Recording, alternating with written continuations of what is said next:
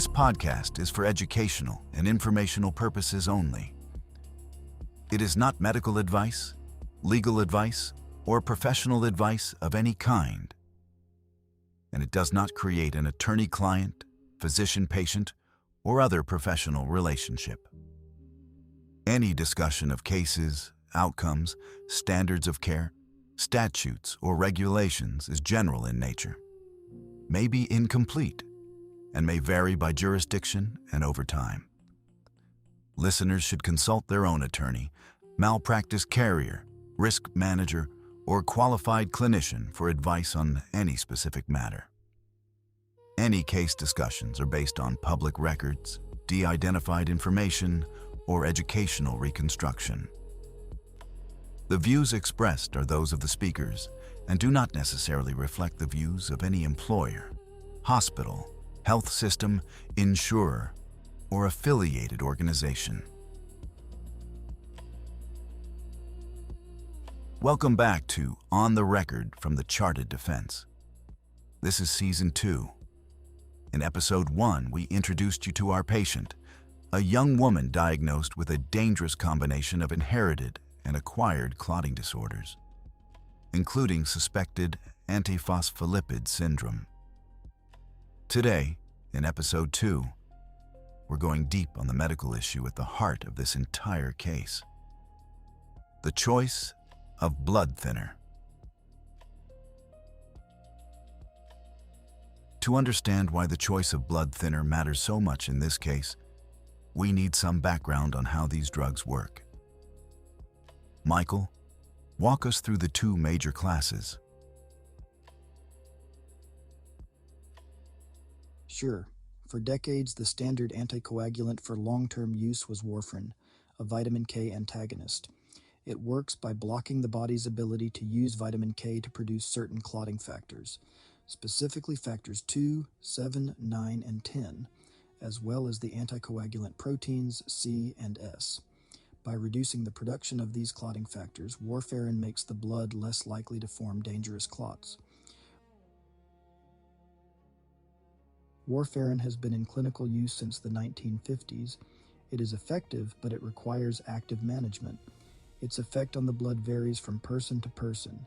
It's influenced by diet, particularly foods rich in vitamin K, and it interacts with dozens of other medications. Its therapeutic effect has to be monitored through a blood test called the INR, the International Normalized Ratio. The target INR for most patients on warfarin is between 2.0 and 3.0. If the INR is too low, the patient may not be adequately protected against clots. If it's too high, the risk of bleeding increases. Maintaining that balance requires frequent blood draws and dose adjustments. In 2010 and 2011, the FDA approved a new class of oral anticoagulants, direct oral anticoagulants, or DOACs. The first major one was rivaroxaban, brand name Xarelto, followed by apixaban, Eliquis, and dabigatran, Pradaxa. These drugs work differently from warfarin. Instead of blocking the production of multiple clotting factors, DOACs directly inhibit a single specific factor in the clotting cascade. Rivaroxaban and apixaban are factor 10A inhibitors. Dabigatran is a direct thrombin inhibitor. The appeal of DOACs was significant. Fixed dosing, no need for INR monitoring, fewer drug interactions, fewer dietary restrictions.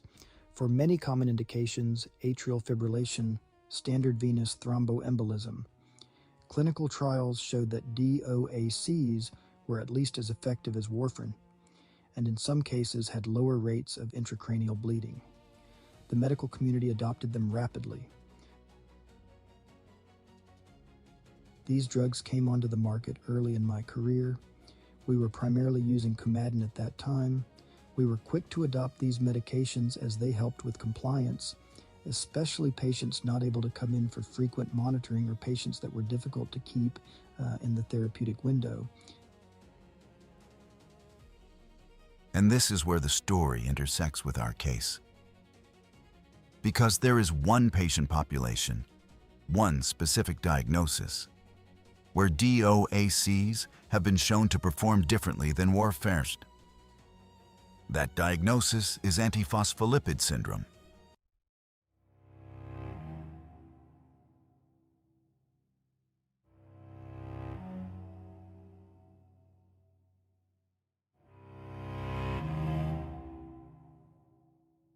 The reason relates to the mechanism of the disease. In APS, the antiphospholipid antibodies activate clotting through multiple mechanisms simultaneously. They activate platelets. They activate endothelial cells, the cells lining the blood vessels. They interfere with the natural anticoagulant pathways, including protein C and protein S. The clotting activation in APS is broad and multi-targeted. Warfarin addresses this because its mechanism is also broad. By blocking vitamin K-dependent production of factors 2, 7, 9, and 10, warfarin hits multiple points in the clotting cascade simultaneously. DOACs, on the other hand, target a single factor, factor 10A in the case of rivaroxaban. In APS, the question is whether blocking just one factor while leaving other activated pathways unchecked provides sufficient protection. By the mid-2000s, clinicians were beginning to report cases of patients with APS who had been switched from warfarin to DOACs and who subsequently suffered thrombotic events. These case reports prompted researchers to design a randomized controlled trial to examine the question directly. That trial was called TRAPS, the trial on rivaroxaban in antiphospholipid syndrome. The TRAPS trial was a multi-center, open-label, randomized, non-inferiority trial. It enrolled patients with antiphospholipid syndrome who were triple positive, meaning they tested positive for all three types of antiphospholipid antibodies: lupus anticoagulant, anticardiolipin antibodies, and anti-beta-2 glycoprotein 1 antibodies. Triple positive APS patients are the highest risk subgroup. The trial randomized patients to receive either rivaroxaban or warfarin. The trial was designed to show that rivaroxaban was at least as good as warfarin, non-inferiority. It had to be stopped early because of safety concerns. The patients randomized to rivaroxaban experienced significantly more thrombotic events than the patients on warfarin, including strokes and arterial thromboses. The TRAPS trial results were published after the events in this case. But the concerns about DOACs in APS had been building for years before that. Case reports and smaller studies were raising questions. The International Society on Thrombosis and Hemostasis had issued guidance. The European League Against Rheumatism updated its recommendations. The message from the hematology and rheumatology communities was increasingly clear. DOACs had not been proven safe or effective in patients with APS. Warfarin remained the recommended treatment. In the context of our patient's care, the thrombophilia workup, which identified antiphospholipid antibodies, was conducted following her bilateral PE. These concerns about DOACs in APS were emerging in the medical literature during the same period. The complaint in this case alleges that one or more of the defendants prescribed rivaroxaban despite the patient's APS diagnosis or high clinical suspicion for APS. To provide the full picture, we should note the clinical reality of the time. DOACs were relatively new and being adopted rapidly across all areas of medicine. Many providers, particularly those outside of hematology and rheumatology, may not have been fully aware of the emerging data specific to APS patients. The defense in a case like this might argue that at the time the decision was made, the standard of care regarding DOACs in APS had not yet been definitively established by a large randomized trial. This is the kind of factual question that would ultimately be evaluated through expert testimony on both sides. On the other hand, the plaintiff's position would be that the case reports were available. The hematology community was already voicing concern, and that a physician managing anticoagulation for a patient with known or suspected APS had a duty to be aware of the condition-specific literature. How these competing arguments would be weighed is a question for the legal process. The complaint lays out several specific allegations related to the patient's anticoagulation management.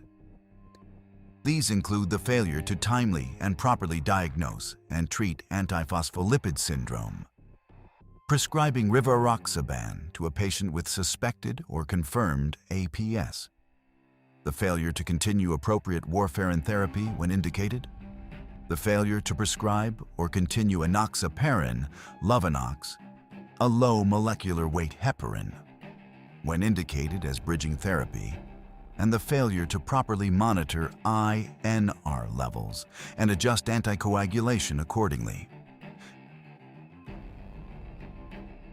The INR monitoring question adds another layer. When a patient is on warfarin, regular INR monitoring is essential. The target range for most patients is 2.0 to 3.0. For some APS patients, particularly those with recurrent thrombosis, some experts recommend a higher target range. Every INR check is a data point confirming that the patient is taking the medication, that the dose is appropriate, and that the blood is adequately anticoagulated.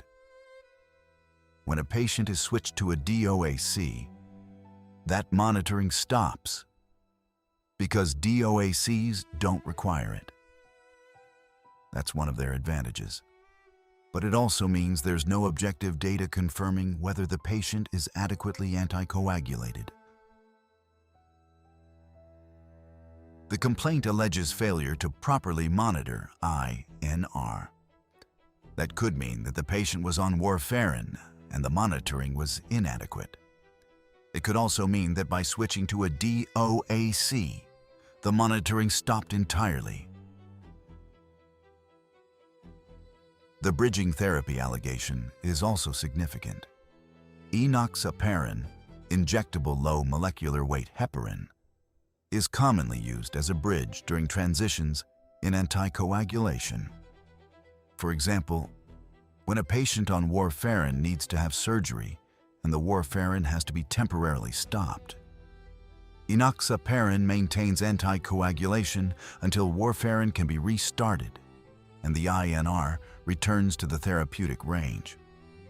The complaint alleges that during transitions in the patient's care, she was left without adequate anticoagulation coverage. So to summarize the medical picture as presented in the allegations, the patient required lifelong anticoagulation. The complaint alleges that one or more of her providers either switched her to or prescribed rivaroxaban, a DOAC that has since been shown by the TRAPS trial to be associated with increased thrombotic events in APS patients. Additionally, there were alleged failures to properly monitor her INR, failures to prescribe bridging therapy when needed, and failures to properly coordinate care among her multiple providers. The defendants would have the opportunity to present their account of the clinical decision-making through the litigation process. So I have a question for Sarah here. Sarah, so this case was happening before the TRAPS trial, and its results showing DOACs as inferior and not really safe for APS. How would we define the standard of care in this time period when DOACs are new to the market, and some efficacy data for certain groups might not be known to medical providers? Michael, the first legal point is that the standard of care is defined by the time of the treatment, not by hindsight. A court asks what a similarly situated physician facing that patient with that information would reasonably have done then in a like case. In many states, for example, the statute frames it as the care, skill, and diligence that similarly situated physicians ordinarily exercise in a like case. And courts also recognize that when there are multiple recognized treatment methods, a physician may choose among them so long as the choice stays above the floor of reasonable care. So TRAPS cannot be used as a time machine to redefine what the standard was years earlier. Many of the general legal principles I'll discuss apply across jurisdictions. I'll use general examples and flag when state-specific rules may differ. Applied to the pre-TRAPS period, warfarin was still the conventional anchor therapy for thrombotic APS. The RIPS protocol in 2015 expressly described vitamin K antagonists as the mainstay of treatment and warned that the large phase 3 DOAC data in ordinary VTE were not directly generalizable to APS. Then, the 2016 R-APS trial suggested rivaroxaban might be a reasonable alternative only in a narrow subgroup: patients with prior venous thrombosis on standard intensity warfarin. It specifically excluded the arterial and higher intensity patients, relied on surrogate laboratory endpoints rather than hard clinical outcomes, and expressly cautioned that its results were not applicable to arterial APS or patients needing stronger anticoagulation. And even before TRAPS, the literature was not cleanly reassuring. A 2016 systematic review reported that among published APS patients treated with DOACs, recurrent thrombosis had already been seen, and triple positivity was associated with higher recurrence risk.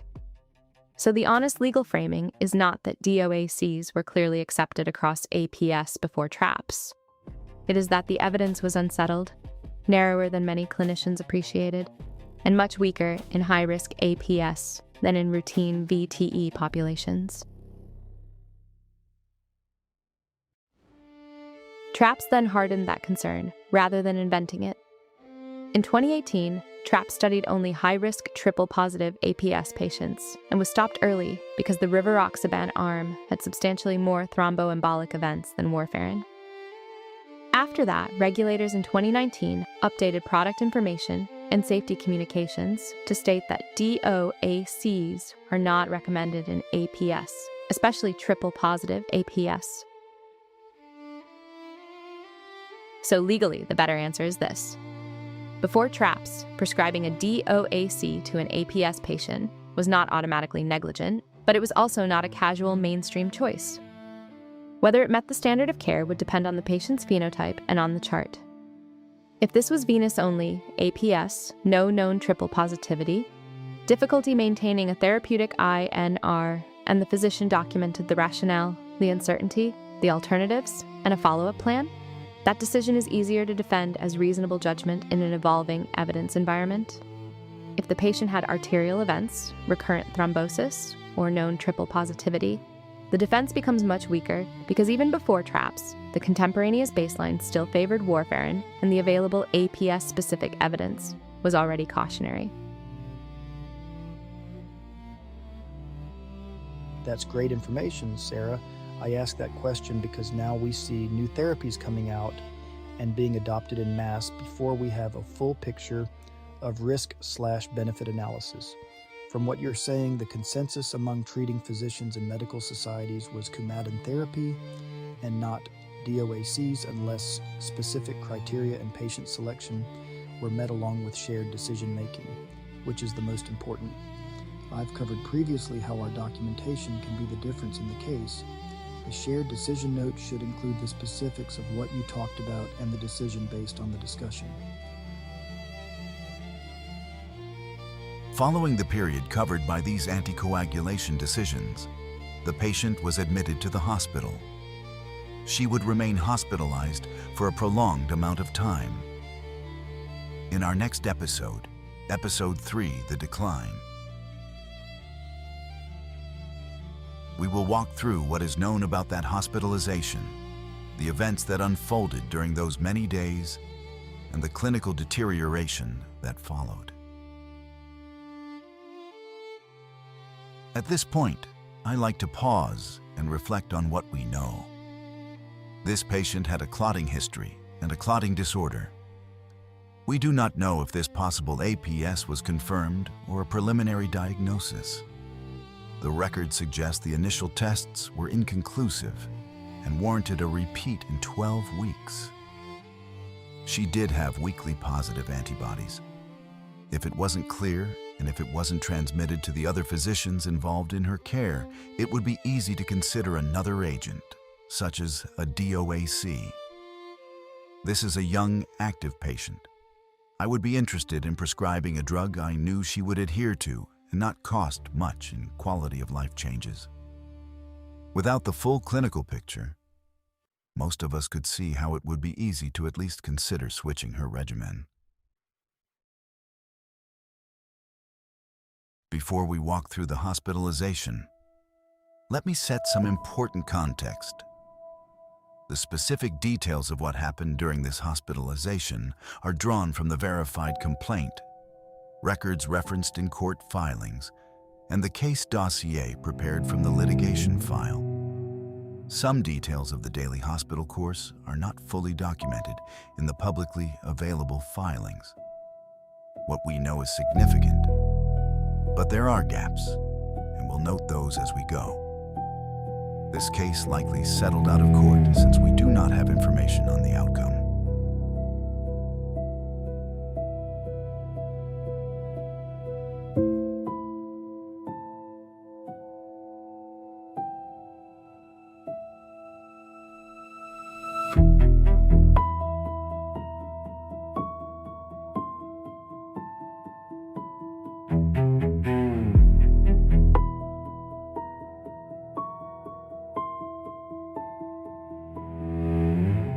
Here is what we know.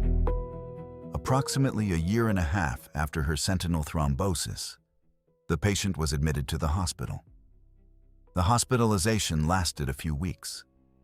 The specific reason for the admission is not fully detailed in the available filings, but the clinical context provides a framework for understanding her condition at the time. Consider who this patient was at the time of admission. She had antiphospholipid syndrome, or at minimum, high clinical suspicion for it based on her workup. She had inherited thrombophilia mutations. She had already been treated for pulmonary emboli. And according to the complaint, her anticoagulation management in the preceding period was allegedly inadequate. The verified complaint alleges that failures in anticoagulation management, spanning the period from initial diagnosis through the hospitalization, led to recurrent and progressive thromboembolic events. The plaintiff's theory is that the long hospitalization was not a random medical crisis, but the consequence of inadequate anticoagulation over time. The defendants would have the opportunity to present their own account of the clinical trajectory and the appropriateness of the care provided. There is a medical concept worth explaining here. Thromboembolism in APS, when not properly managed, can be progressive. Each thrombotic event causes damage. Pulmonary emboli damage lung tissue. Deep vein thrombosis can cause chronic venous insufficiency. Microthrombi, tiny clots in small vessels, can cause organ damage that may not always present with dramatic symptoms. A patient who has been inadequately anticoagulated over months or years may be experiencing cumulative damage that erodes organ function. Michael, How does progressive cumulative thrombotic damage work in antiphospholipid syndrome? Progressive cumulative thrombotic damage in APS results from persistent antiphospholipid antibody-mediated activation of endothelial cells, platelets, monocytes, and complement, leading to repeated and multifocal thrombosis in both macro and microvasculature. Each thrombotic event leaves behind tissue damage and erodes organ function over time. What does that look like clinically? What organs are affected? The cumulative thrombotic damage leads to involvement of the CNS, kidneys, heart, and lungs. Patients can develop renal insufficiency, cerebrovascular events, valvular heart disease, and pulmonary hypertension. The functional impairment from these events is what drives long-term disability. And how common is this kind of progression? Up to 44% of APS patients experience recurrent thrombosis, with each event increasing the risk of permanent tissue and organ injury. Roughly 1/3 of patients develop permanent organ damage within 10 years, leading to progressive disability. Is there a worst-case scenario? Yes. The most severe and life-threatening variant is called catastrophic APS. It is defined as rapid development of multiple organ thromboses, particularly affecting small vessels, resulting in multi-organ system failure and a high mortality, up to 50%. Beyond the thrombotic manifestations, there are also non-thrombotic, non-criteria manifestations, such as a PL nephropathy, levatoracimosa, and valvulopathy, that further complicate the clinical picture. Diagnostic delays, which are common with APS, increase the burden of irreversible damage. The most recent research agenda calls for pathophysiology-informed approaches and subphenotyping to address these unmet needs. To simplify this, there are two possible avenues of significant disability from APS, the first being a slow progressive multi-organ damage that may not be immediately apparent to physicians, and then the more dramatic acute presentation of an APS crisis. During the prolonged hospitalization, the complaint states that the patient received treatment, but alleges that the treatment itself was also deficient. Among the specific allegations related to the hospitalization period, the complaint asserts that the defendants failed to provide appropriate and timely treatment during the admission, and that they failed to properly plan anticoagulation management at discharge. What does appropriate treatment during a prolonged hospitalization look like for a patient with this profile? In the inpatient setting, therapeutic anticoagulation typically means intravenous heparin, an unfractionated heparin drip, titrated to a therapeutic PTT level. This provides immediate, adjustable, monitored anticoagulation.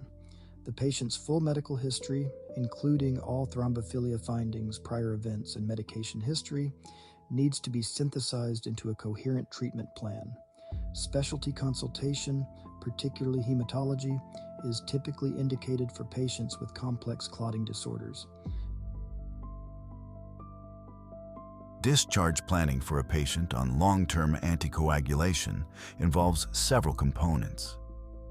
A specific anticoagulation regimen with the drug name, dose, and schedule clearly documented. Scheduled laboratory monitoring. Clear identification of the outpatient provider responsible for managing the anticoagulation, and if transitioning from inpatient heparin to oral anticoagulation, bridging therapy to cover the transition period. The complaint alleges that these standards were not met, that even during the critical admission, the anticoagulation management remained inadequate, and that the discharge plan did not adequately address ongoing anticoagulation needs. the defendants would have the opportunity to dispute these allegations and present evidence of the care they provided. We don't have the day-by-day hospital records for this admission in the available court filings. What we do know is that following the hospitalization, the patient's condition continued to deteriorate. Again, we don't have the hospital records. We have the complaint, which is framed by the plaintiff, so it may not appropriately represent the full story.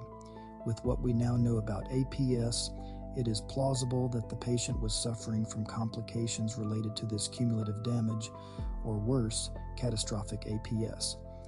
The focus of our series is looking into what processes we could improve as physicians to prevent a similar event from happening. How do we protect our patients? How do we protect ourselves? And how do we protect our colleagues? That's why I try not to side with either party while reviewing the case. The question for me is, where are there opportunities for somebody to intervene and potentially prevent the next step in the cascade of events? Most preventable bad outcomes have at least one point where someone or some policy could have intervened and aborted the negative outcome. So let's continue this season and see what we can identify. The exact timeline of the decline after the hospitalization is not fully documented in the available filings. What we know is this: a few months after this discharge, a healthcare proxy was filed. A healthcare proxy is a legal document that designates someone to make medical decisions on behalf of a patient who becomes unable to make decisions for themselves. The filing of this document suggests that by that point, the patient's condition had deteriorated significantly and possibly had an effect on the patient's cognitive ability. The patient unfortunately passed away a few months later. She left behind her spouse and children. The exact date of her death is not stated in the available court documents.